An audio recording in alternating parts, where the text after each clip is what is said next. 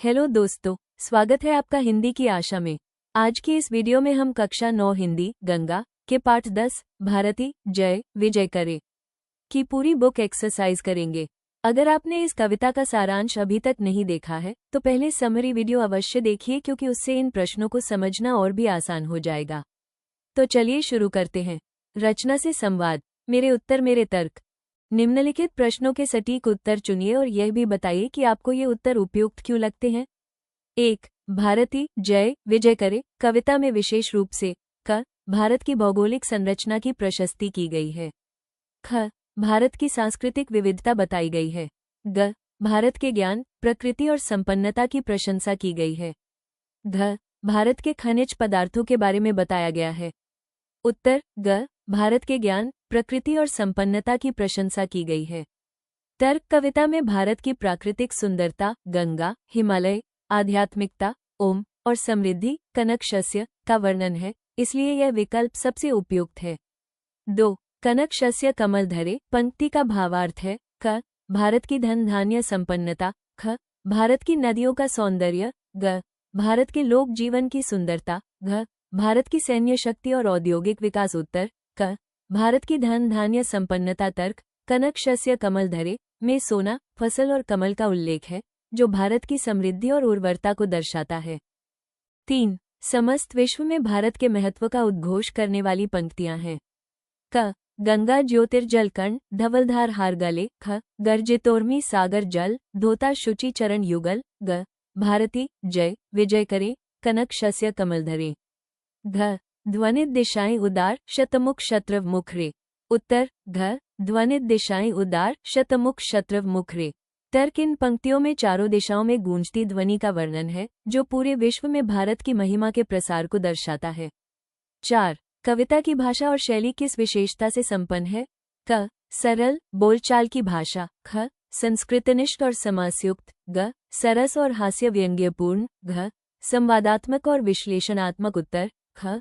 संस्कृतनिष्ठ और समासयुक्त। तर्क, कविता में कनक शस्य, गर्जितोर्मी, ज्योतिर्जल जैसे संस्कृतनिष्ठ और समासयुक्त शब्दों का प्रयोग हुआ है। 5. भारत के वस्त्रों में तरुतृण वन लता और गले में गंगाधारा को चित्रित कर कवि किस प्रकार की चेतना का संदेश देते हैं। क. पर्यावरणीय और सांस्कृतिक। ख. राष्ट्रीयता और देशप्रेम। ग. ऐतिहासिक और भौगोलिक। घ. सामाजिक और राजनीतिक। उत्तर ख. राष्ट्रीयता और देशप्रेम। तर्क, भारत को माता के रूप में सजाकर उसकी सुंदरता का वर्णन किया गया है, जो देशप्रेम और राष्ट्रीय भावना को प्रकट करता है। अर्थ और भाव, नीचे दी गई पंक्तियों का अर्थ समझते हुए इनका भाव स्पष्ट कीजिए। क. लंका पत्तर शतदल गर्जितोर्मी सागर जल धोता शुचि चरण युगल। उत्तर अर्थ, कवि कहते हैं कि भारत माता इतनी महान है कि श्रीलंका उनके चरणों के पास स्थित कमल के समान दिखाई देती है। चारों ओर फैला विशाल समुद्र अपनी गर्जन करती हुई लहरों से भारत माता के पवित्र चरणों को धोता रहता है। भाव, भारत का स्थान संसार में अत्यंत ऊंचा और गौरवपूर्ण है। उसकी प्राकृतिक सुंदरता और भौगोलिक स्थिति पूरे विश्व में अद्वितीय है।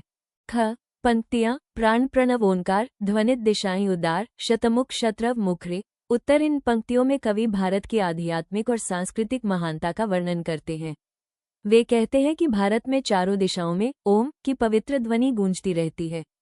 भारत का वातावरण आध्यात्मिक चेतना, शांति और ज्ञान से भरपूर है। शतमुख शत्रव मुखरे का अर्थ है कि अनेक स्वर मिलकर भारत की महिमा का गुणगान कर रहे हैं। सरल भावार्थ, अर्थात भारत केवल प्राकृतिक रूप से ही सुंदर नहीं है, बल्कि आध्यात्मिक रूप से भी संपूर्ण विश्व का मार्गदर्शन करने वाला देश है। मेरी समझ, मेरे विचार। प्रश्न 1. कविता में कवि की किस भावना की अभिव्यक्ति मिलती है। उत्तर, इस कविता में कवि की गहरी देशभक्ति, राष्ट्रप्रेम और भारत के गौरव पर गर्व की भावना व्यक्त हुई है। कवि भारत की प्राकृतिक सुंदरता, सांस्कृतिक समृद्धि, आध्यात्मिक चेतना और कृषि संपन्नता का वर्णन करते हुए देश के प्रति सम्मान और प्रेम प्रकट करते हैं। पुष्पिन एग्जाम टिप, उत्तर में ये शब्द अवश्य लिखें: देशभक्ति, राष्ट्रप्रेम, गौरव। प्रश्न 2. कविता में भारत के प्राकृतिक सौंदर्य का वर्णन किस प्रकार किया गया है। क्या आप मानते हैं कि प्रकृति का संरक्षण करना भी देशभक्ति का कार्य है। क्यों। उत्तर, कवि ने भारत के प्राकृतिक सौंदर्य का चित्रण अत्यंत आकर्षक ढंग से किया है। उन्होंने हिमालय को भारत का मुकुट, गंगा को हार, समुद्र को चरण धोने वाला तथा हरे भरे वन, लताओं और खेतों को भारत का श्रृंगार बताया है। हाँ, मैं मानती हूँ कि प्रकृति का संरक्षण करना भी देशभक्ति का कार्य है, क्योंकि स्वच्छ नदियाँ, हरियाली और सुरक्षित पर्यावरण ही देश की वास्तविक संपत्ति है। प्रकृति की रक्षा करके हम आने वाली पीढ़ियों के लिए भी बेहतर भारत का निर्माण करते हैं। पुष्पिन एग्जाम टिप: इस प्रश्न में अपने विचार अवश्य जोड़ें। ऐसे उत्तरों में मौलिकता के अंक मिलते हैं। प्रश्न 3, कनक शस्य कमल धरे पंक्ति भारतीय संस्कृति की किन किन विशेषताओं की ओर संकेत करती है?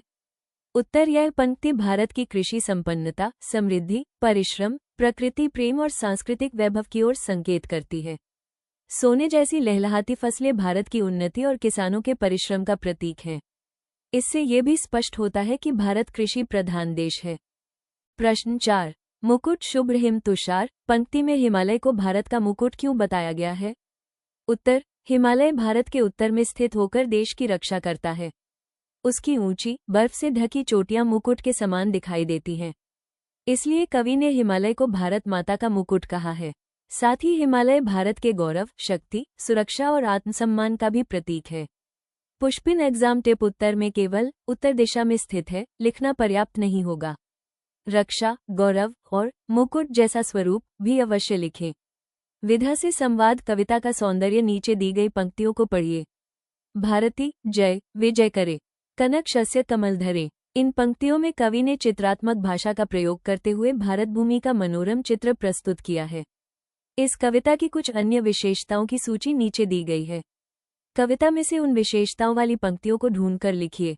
उत्तर विशेषताएं: कविता की पंक्तियां, प्रकृति का मानवीकरण, गर्जितोर्मी सागर जल, धोता शुचि चरण युगल, आलंकारिक प्रयोग, कनक शस्य कमल धरे। समस्त पद, सामासिक पद, गर्जितोर्मी, ज्योतिर्जल, कनक शस्य, संस्कृतनिष्ठ भाषा प्रयोग, प्राण प्रणव ओंकार, ध्वनित दिशाएं उदार। एग्जाम टिप: यदि परीक्षा में कविता की भाषा की विशेषता पूछी जाए तो लिखे, कविता की भाषा संस्कृतनिष्ठ, सामासिक तथा ओजपूर्ण है। विषयों से संवाद: 1, स्वतंत्रता पूर्व लिखी इस कविता में भारत को ज्ञान, कृषि और संस्कृति के प्रतीक, परिचायक के रूप में प्रस्तुत किया गया है। वर्तमान संदर्भ में यदि आपको भारत को एक नए रूप में प्रस्तुत करने का अवसर मिले तो आप भारत की किन विशेषताओं और विविधताओं को सम्मिलित करेंगे? उत्तर: आज के बदलते दौर में यदि मुझे भारत को एक नए रूप में प्रस्तुत करना हो तो मैं प्राचीन विशेषताओं के साथ निम्नलिखित आधुनिक पहलुओं को जोड़ना चाहूंगा। तकनीकी और डिजिटल शक्ति: भारत आज डिजिटल इंडिया और सूचना प्रौद्योगिकी (IT) के क्षेत्र में विश्व का नेतृत्व कर रहा है। अंतरिक्ष अन्वेषण, चंद्रयान और मंगलयान जैसी सफलताओं के साथ भारत की वैज्ञानिक प्रगति। युवा शक्ति और नवाचार: भारत के स्टार्टअप्स और युवाओं की उद्यमशीलता। लोकतांत्रिक सुदृढ़ता: विश्व के सबसे बड़े और जीवंत लोकतंत्र के रूप में भारत की पहचान। प्रश्न 2, शतमुख शत्रव मुखरे पंक्ति भारत की विविधता में एकता की भावना को किस प्रकार व्यक्त करती है? उत्तर: भारत में अनेक भाषाएं, धर्म, संस्कृतियां और परंपराएं हैं, फिर भी सभी भारतीय एक राष्ट्र के रूप में जुड़े हुए हैं। अनेक स्वरों का एक साथ गूंजना भारत की अनेकता में एकता का प्रतीक है। प्रश्न 3, भारत की शून्य संस्कृति, प्रकृति और ज्ञान परंपरा का महत्व बताते हुए संक्षिप्त लेख लिखिए। उत्तर: भारत अपनी समृद्ध संस्कृति, प्राचीन ज्ञान परंपरा और प्राकृतिक सौंदर्य के कारण विश्वभर में प्रसिद्ध है। योग, आयुर्वेद, वेद, उपनिषद और भारतीय दर्शन पूरी दुनिया को प्रेरणा देते हैं। हिमालय, गंगा, वन और उपजाऊ भूमि भारत की प्राकृतिक धरोहर हैं। इनका संरक्षण करना प्रत्येक नागरिक का कर्तव्य है। प्रश्न 4, आज के समय में प्रदूषण और जलवायु परिवर्तन का हमारी नदियों और हिमालय पर क्या प्रभाव पड़ रहा है?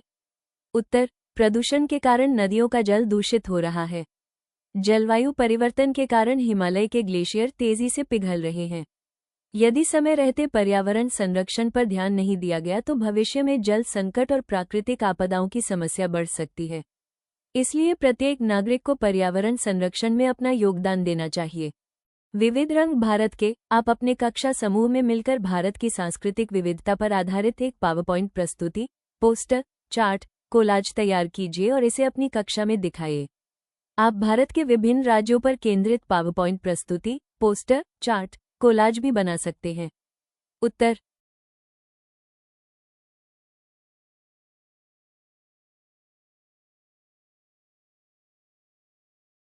सृजन 1, मान लीजिए आपको भारत को एक मनुष्य के रूप में कल्पित करते हुए सुसज्जित करने का अवसर मिले तो आप अपने राज्य के किन सांस्कृतिक, पारंपरिक वेशभूषा, आभूषण, चिन्हों, पुष्पों आदि का प्रयोग कर उसकी साज सज्जा करेंगे?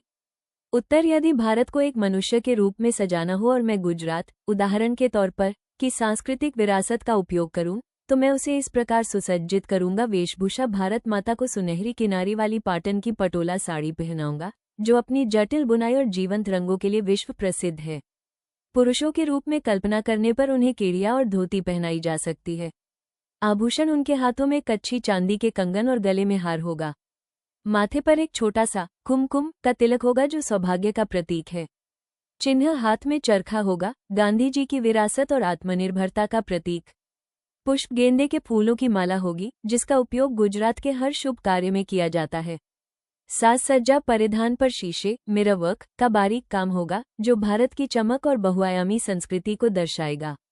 2. भारत पर आधारित एक डाक टिकट, पोस्टर या पुस्तक के लिए आवरण पृष्ठ बनाइए और बताइए कि आप उसमें किन किन प्रतीकों को सम्मिलित करेंगे और क्यों।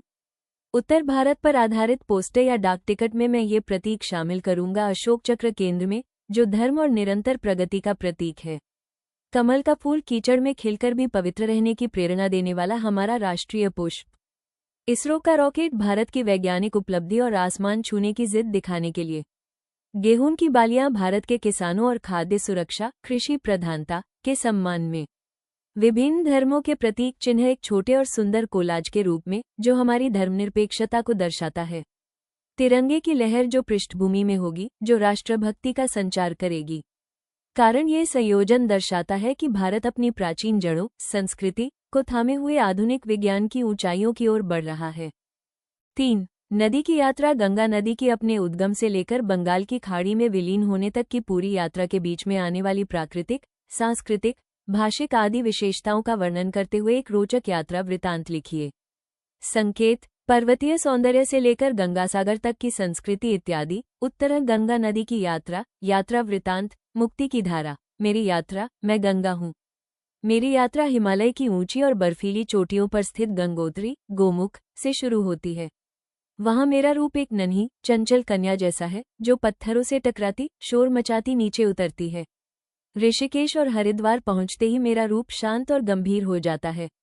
यहाँ शाम को जब हजारों दिए मेरी लहरों पर तैरते हैं, तो मेरा मन भक्ति से भर उठता है।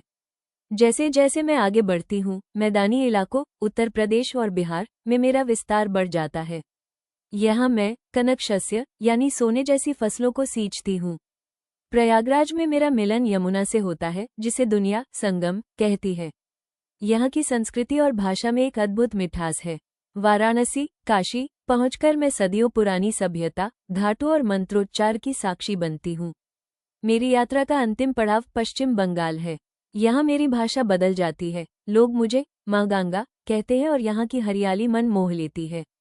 अंत में गंगासागर पहुंचकर मैं अपनी सारी थकान मिटाकर विशाल बंगाल की खाड़ी, समुद्र में विलीन हो जाती हूँ। मेरी यह यात्रा केवल पानी का बहना नहीं, बल्कि भारत की कला, भाषा, धर्म और जीवन का प्रवाह है। तो आज हमने पाठ 10, भारती जय विजय करे की पूरी बुक एक्सरसाइज विस्तार से समझी। यदि आपने इस चैप्टर की समरी नहीं देखी है तो उसे अवश्य देखें और MCQS वीडियो भी मिस मत कीजिए, क्योंकि उसमें परीक्षा के सबसे महत्वपूर्ण बहुविकल्पीय प्रश्न होंगे। अगर वीडियो उपयोगी लगी हो तो लाइक, शेयर और हिंदी की आशा को सब्सक्राइब जरूर करें। मिलते हैं अगली वीडियो में। धन्यवाद।